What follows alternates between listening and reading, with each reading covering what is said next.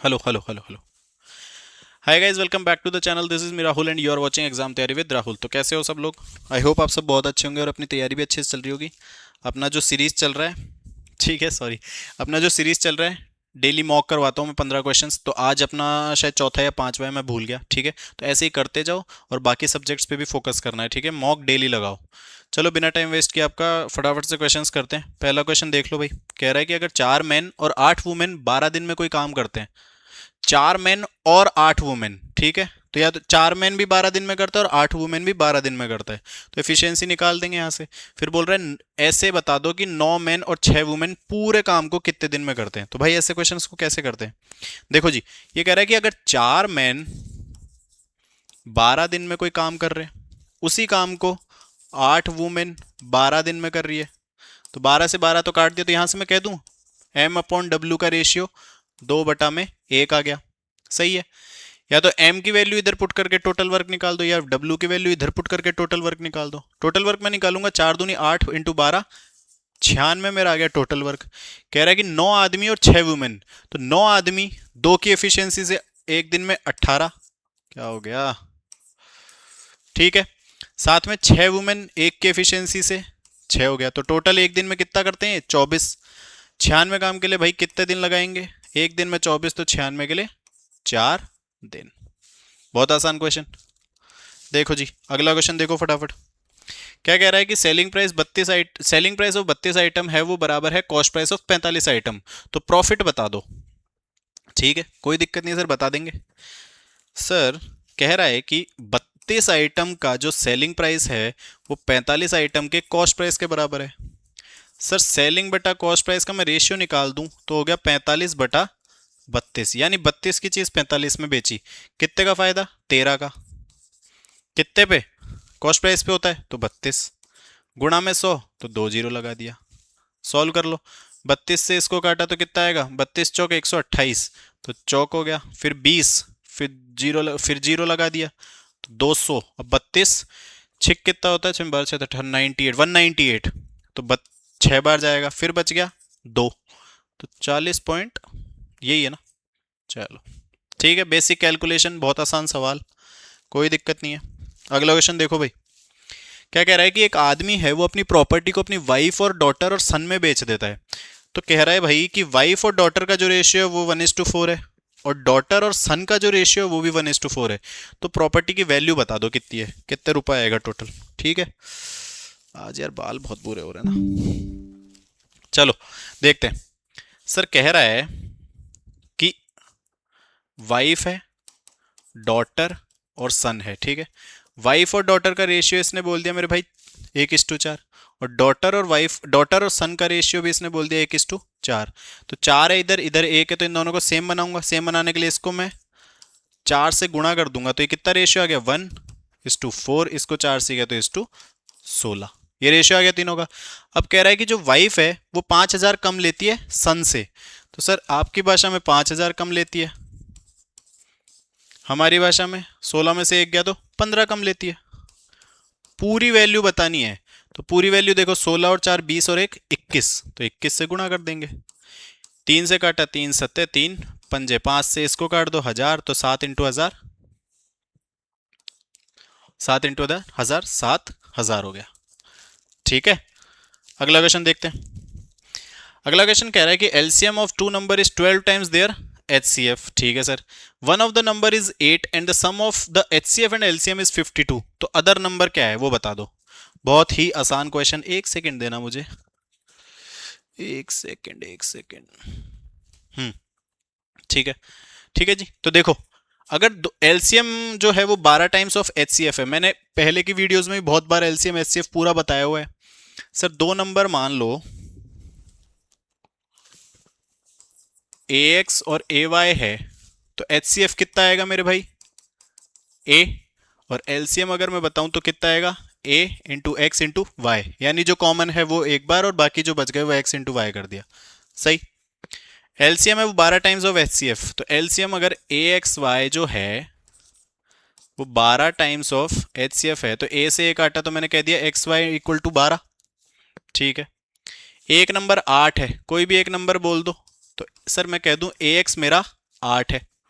अब कह रहा है कि जो सम है एचसीएफ और एलसीएम का वो 12 है, तो एचसीएफ का और एलसीएम का वो है 52। तो यहां से ए अगर मैं कॉमन लूं तो 1 प्लस एक्स वाई मेरा हो गया 52।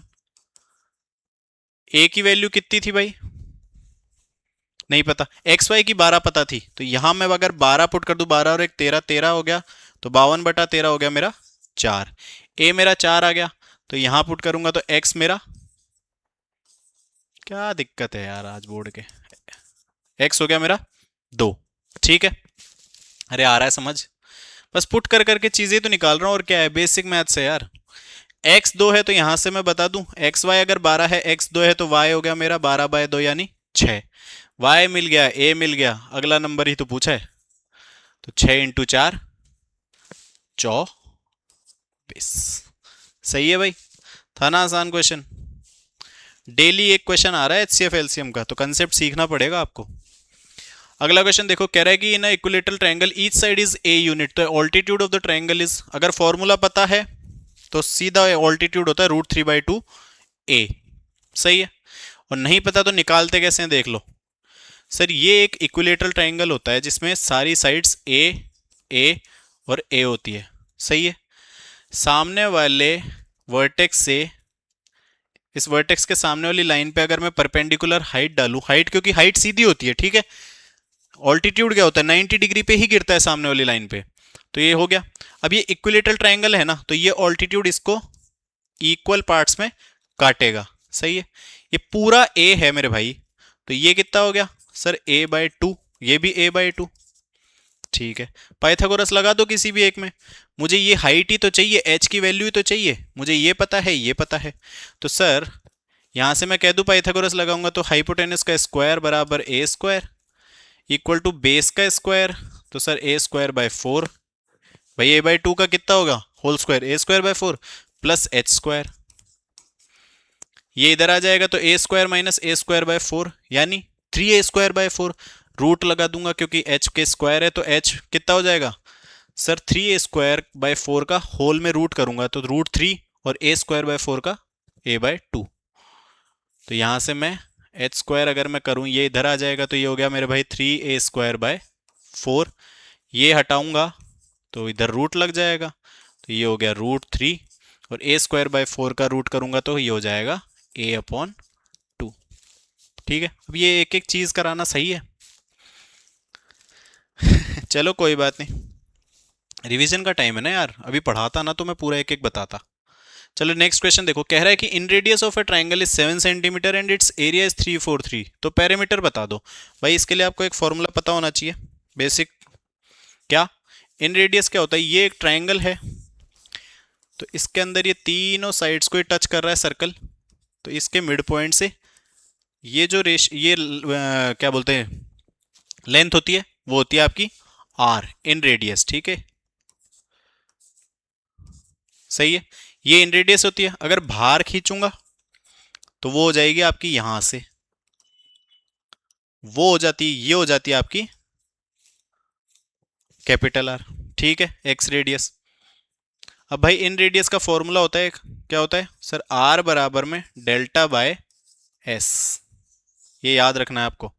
ठीक है, और कैपिटल R का भी होता है सर ABC/4 डेल्टा, ये दो फॉर्मूले याद रखने हैं हमें, अभी इसकी जरूरत है।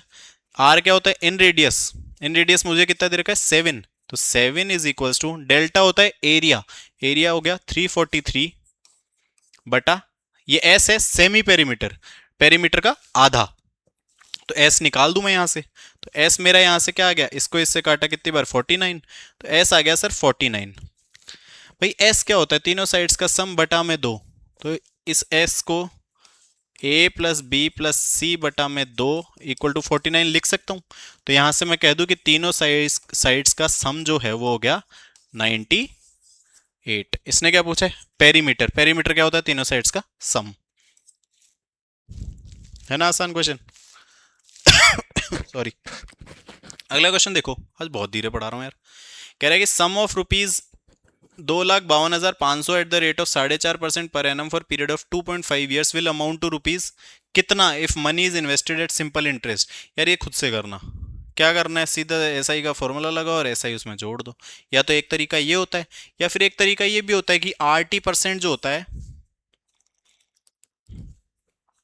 भाई, ये 80% कर देते हैं, मतलब रेट को टाइम से मल्टीप्लाई कर देते हैं। तो 45 को 25 से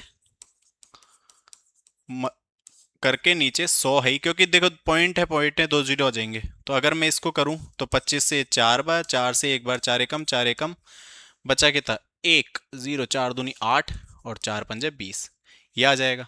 सही है। यानी कह रहा है कि सर 100 रुपए पे 11.25 का प्रॉफिट मिल रहा है, तो अमाउंट कितना हो गया, अमाउंट हो गया 111.25। सही है। अब देखो 2,52,500 आपके हिसाब से, 100 मेरे हिसाब से, वैल्यू किसकी, अमाउंट पूछा है मतलब 111.25। सही है।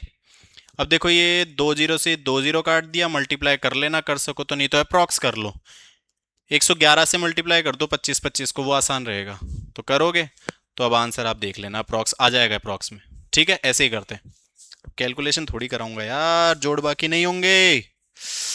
अगला क्वेश्चन देखो, कह रहा है कि in how many seconds will a 210 metre long train travelling at a speed of 97 kilometre per hour coming from behind, पीछे से आ रही है, and completely cross 240 metre long train travelling at a 79 kilometre per hour in the same direction as that of first train.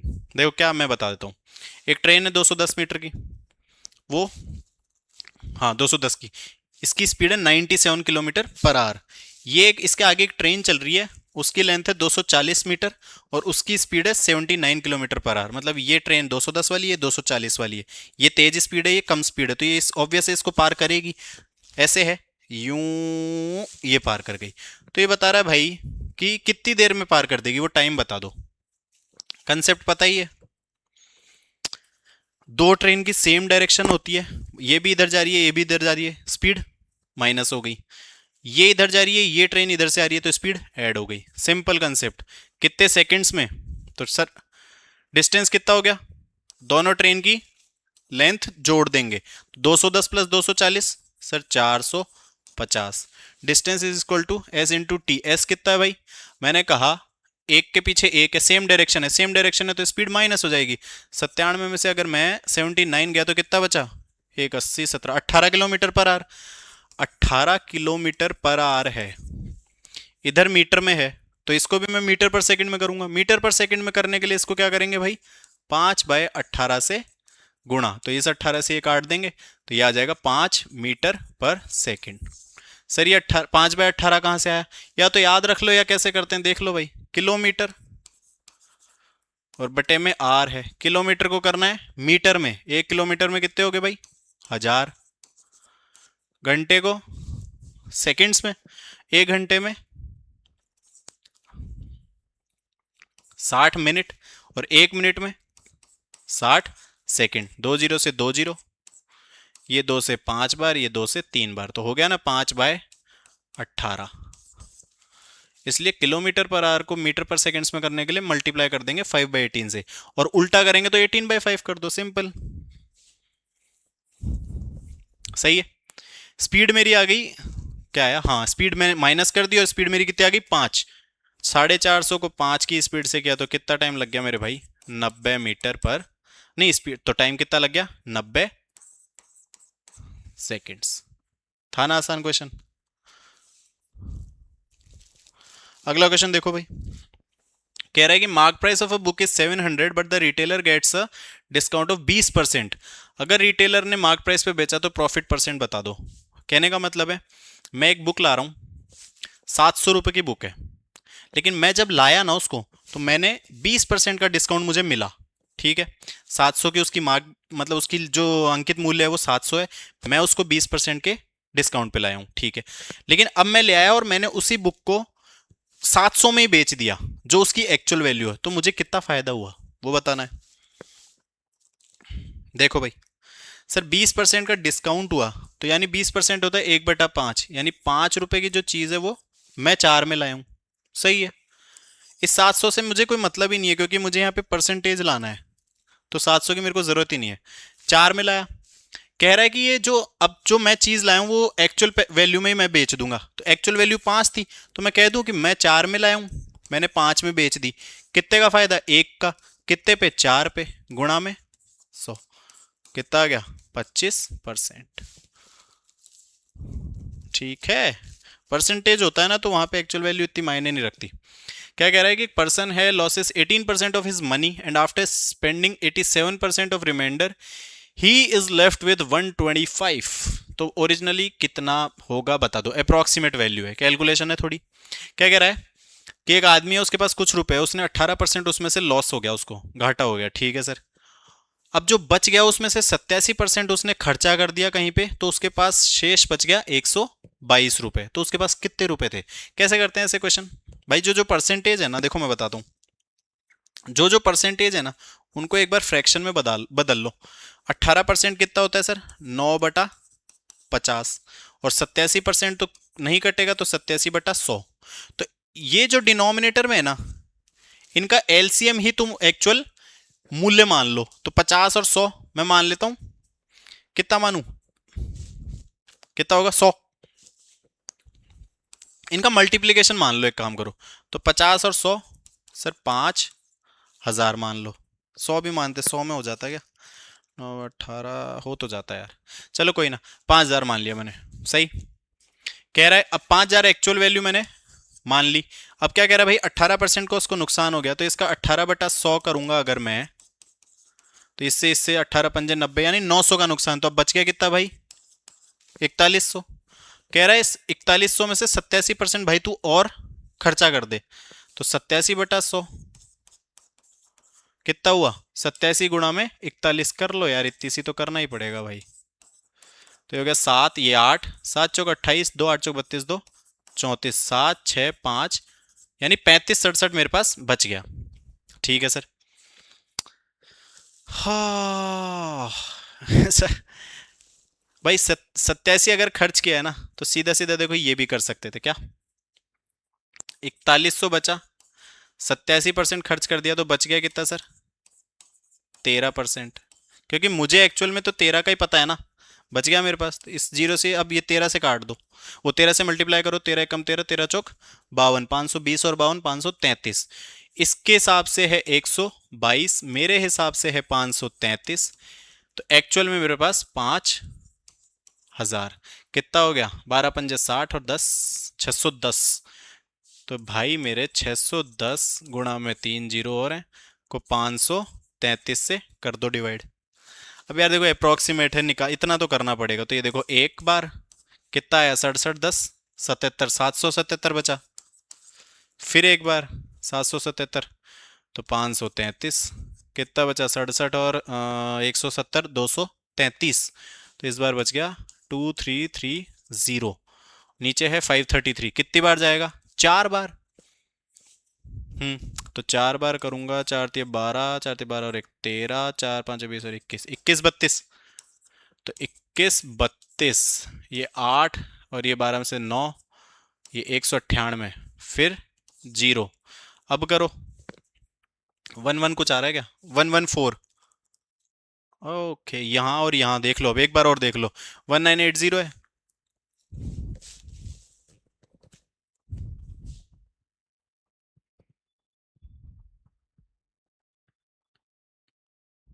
कितना हुआ, क्या गलत कर रहे हैं क्या कुछ, 10 में से 2 गया 8 गया, 12 में से 9 गया, 12 में से 3 गया 9 गया, और 2 में से 1 गया 1, वन सही तो है। ठीक है, 533 अब कितनी बार आ रहा है, 4 बार जाएगा, नहीं तो 3 बार ही आएगा, तो पुट करके देख लो, यही आंसर होगा। थोड़ी कैलकुलेशन देख लेना यार, है ना, हो जाती है कभी कभी, आसान क्वेश्चन है, कैलकुलेशन का है जो, अब कैलकुलेशन तो अपने हिसाब से करो। सही। अगला क्वेश्चन देखो, कह रहा है कि compound interest on sum of 8,000 becomes 1261 in 18 महीने। तो भाई कंपाउंडेड हाफ ईयरली बता दो मेरे भाई, जब भी ऐसा half yearly, compounded half yearly या क्वार्टरली ऐसे आता है ना, तो क्या करना है, एक चीज देखो, हाफ ईयरली है, ठीक है सर, और 18 महीने के लिए, 18 महीने है, देखो 24 महीने है, ईयरली होता है तो 2 साल हो गए, ठीक है सर, 18 महीने है, कह रहा है हाफ ईयरली, यानी 6 6 महीने का वो बन रहा है पैटर्न, तो कितने साल होंगे एक हिसाब से देखोगे तो भाई, हाफ ईयरली बोला तो 6 6 और 6, तो दिख नहीं रहा 3 साल बनेंगे। 3 साल में बोल रहा हूं, है ना, सिंपल बनाने के लिए, क्योंकि हाफ ईयरली का लॉजिक दिया है। तो 12 महीने पे नहीं लेंगे, 6 महीने पे 6 मासिक लेंगे। 6 मासिक लेंगे तो मुझे दिख गया कि सर 3 साल हो जाएंगे 18 महीने पे, क्योंकि टाइम कितना 18 महीने बोला है। तो मैं बोल दूं सर कि है ये 3 साल। सही। कैसे किया भाई, ये 3 साल हो गया। अब देखो, अब क्या कह रहा है कि जो 8,000 है वो आपका 1261 हो गया, तो कितना रेट ऑफ इंटरेस्ट निकालना है। तो सर अगर 1261 हो गया 8,000, तो अमाउंट कितना हो गया 9261। तो 9261 बराबर में 8,000, या तो इनका रेशियो करके सीधा पर मैं बता देता हूं, इंटू 1+r/100 और 3 साल। सही, ये इसके नीचे आ जाएगा, ये क्यूब हटा दूंगा तो ये रूट आएगा, ये आएगा तो ये इससे होगा, तो ये कितना आ गया 21 बटे में ये 20, ये 21 का क्यूब है, ये 20 का क्यूब है। सही है, तो ये हो गया। अब यहां से 3 हट गया, 21/20 बराबर 1+r/100। तो ये एक इधर आएगा तो कितना हो गया 1/20, 1/20 बराबर r/100। तो r की वैल्यू मैं कह दूं यहां से कितनी आ गई सर, 5%। सही है, ठीक है। लेकिन अब क्या करेंगे भाई, मैंने यहां हाफ ईयरली दे रखा है ना, मैंने यहां 3 माना है, ठीक है। हाफ भाई एक्चुअल वैल्यू मैंने तो 3 मान ली सहूलियत के हिसाब से, तो यहां अगर मैंने 3 साल किया तो मैं इसको अब हाफ ईयर लिया ना, तो रेट डबल कर दूंगा। रेट क्या कर दूंगा, डबल कर दूंगा। तो यहां से रेट कितनी हो गई मेरी एक्चुअल 10%।